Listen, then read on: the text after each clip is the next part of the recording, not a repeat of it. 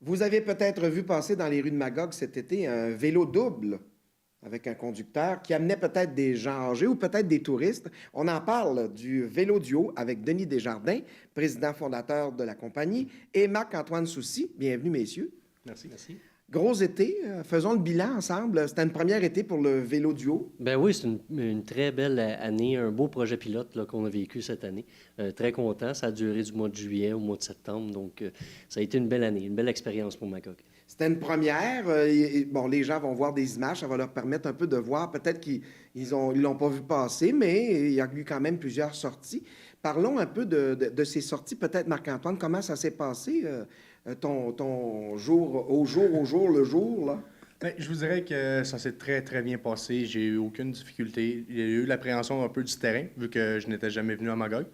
Puis ça s'est très bien passé, en fait. Un été qui a été chaud, il y a eu quand même quelques pluies. Ça se passait quand même bien, malgré Oui, la...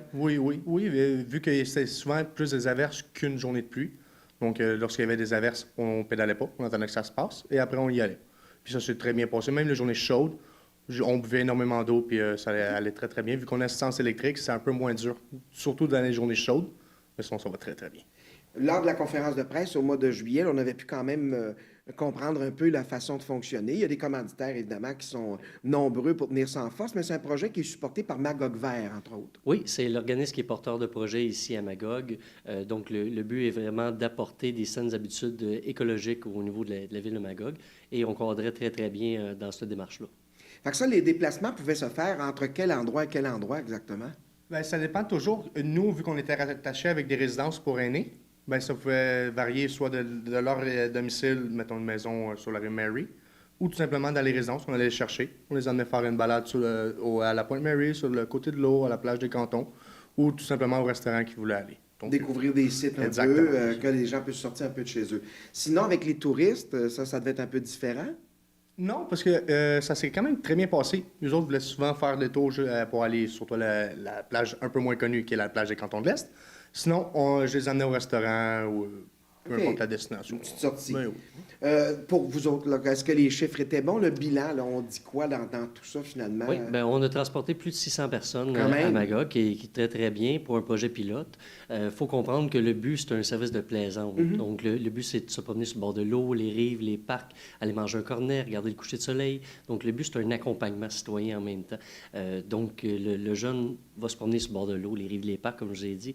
Il raconte un contexte historique, touristique des lieux qui se promènent. Personnes âgées qui l'ont déjà vécu, on se regarde le jeune, c'est pas mal, c'est passé, là. J'étais vivant, j'étais là.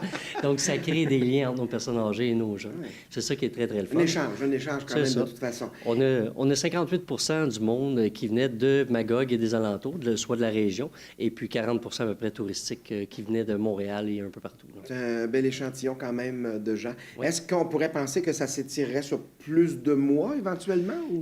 L'idéal, ce serait du mois d'avril au mois de septembre. On est en train de travailler avec les commanditaires, les partenaires, pour faire en sorte là, de permettre là, d'avoir un service plus longtemps. OK. Parce que, évidemment, dès que la neige est fondue, ça peut déjà fonctionner. J'imagine que ça a dû être un peu chaud quand même cet été. Ben, relativement, non. Ça n'a pas été l'été le plus chaud que j'ai fait jusqu'à date avec Vélodio. De mémoire, c'est celui de l'an passé. OK. Parce que tu l'as fait dans une autre ville, quelque part. L'an passé, j'étais sur le Mont-Royal.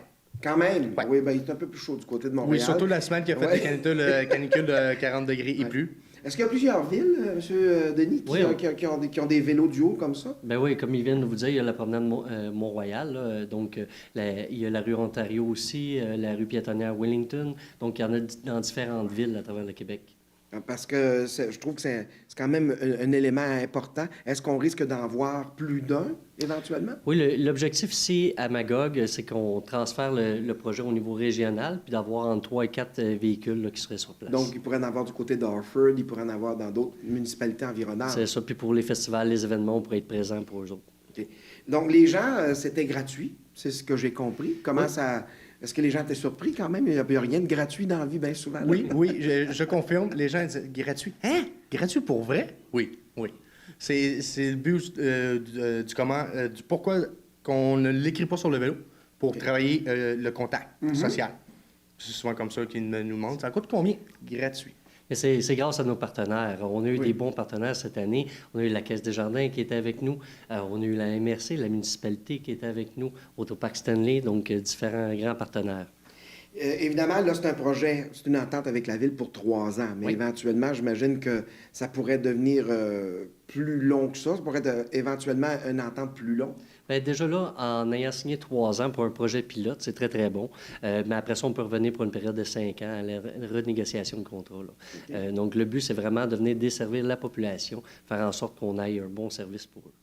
S'il y avait quelque chose qu'on voulait améliorer là-dedans, qu'est-ce qu'on pourrait faire? Bien, nous, on a une très bonne expérience. La seule chose, c'est qu'on vient se mouler d'après les besoins de la population qui est en place. Donc, on va travailler un peu plus fort avec les résidences l'année prochaine. Que les gens soient plus au courant. C'est ça. On veut développer aussi au niveau du tourisme. On a Mme Colette Baer, donc, qui est un bon partenaire là, au niveau local. Frémagogue. Bien oui, c'est ça. Donc, elle nous a aidé beaucoup, beaucoup à s'intégrer puis de parler avec les gens là, alentour. Ça risque d'être quand même très intéressant. Bien, bravo à vous deux, bravo à celui qui a transporté tout le monde aussi pendant l'été. Puis on sera bien heureux de vous voir réapparaître quelque part après le printemps. Parfait. Ben, un gros merci. Merci. Merci à vous.